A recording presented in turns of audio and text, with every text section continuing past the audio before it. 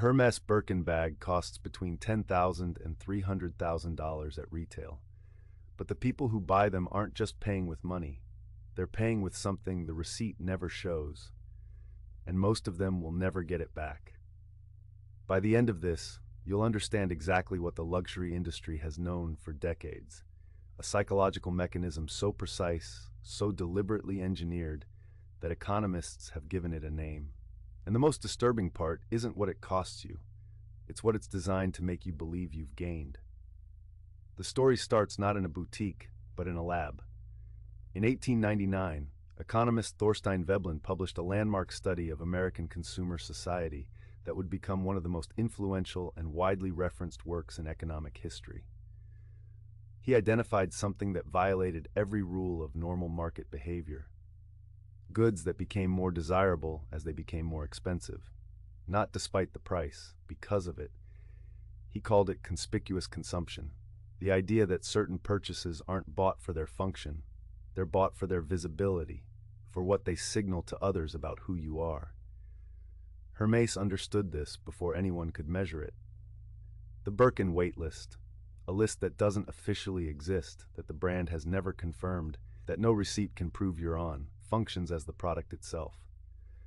The bag is almost secondary. The act of waiting, of being deemed worthy of waiting, is what's being sold.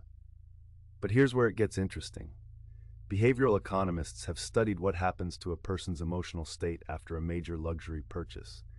The findings contradict what the marketing suggests. Rather than sustained confidence or satisfaction, researchers consistently document what psychologists call the hedonic treadmill, a rapid return to baseline emotional well-being, followed by a raised threshold for what qualifies as satisfying.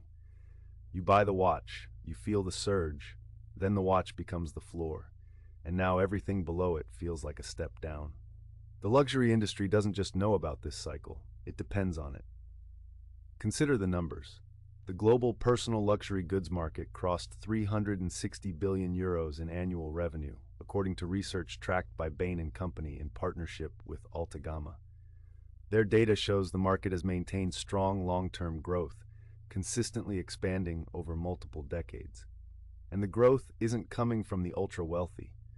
Industry analysts have identified aspirational consumers, people stretching their budgets to access luxury goods, as a key driver of market growth. Separately, Federal Reserve Household Survey data documents that a meaningful share of American consumers carry revolving credit card balances, a pattern that extends to discretionary and luxury categories, meaning people are paying interest, real, compounding monthly interest, on items that are depreciating on their wrists or in their closets. This is the theft the receipt doesn't show. Consider a hypothetical example. A $30,000 watch financed on a credit line at a typical high interest rate, carried over several years, could realistically cost tens of thousands of dollars more than the sticker price once interest is factored in, a cost the receipt never itemizes. The opportunity cost is equally significant.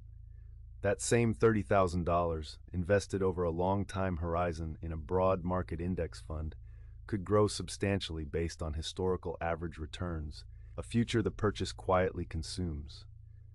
The purchase didn't just cost money, it consumed a future. And this is the part nobody talks about. Luxury brands have spent billions studying the exact psychological threshold at which a consumer feels the purchase is worth it. The concept, documented in behavioral economics literature, is called price-quality signaling. Above a certain price point, the human brain stops evaluating value rationally and starts interpreting expense as evidence of superiority. Neuroscientists at Caltech and Stanford demonstrated this in a published study in the Proceedings of the National Academy of Sciences. The same wine, described at different price points, produced measurably different activity in the brain's medial orbitofrontal cortex. The expensive wine didn't just seem better. It registered as better. The brain was rewriting the experience in real time. Remember what I said at the start, that buyers are paying with something the receipt never shows. What they're paying with is perception, not other people's perception of them, their own perception of themselves.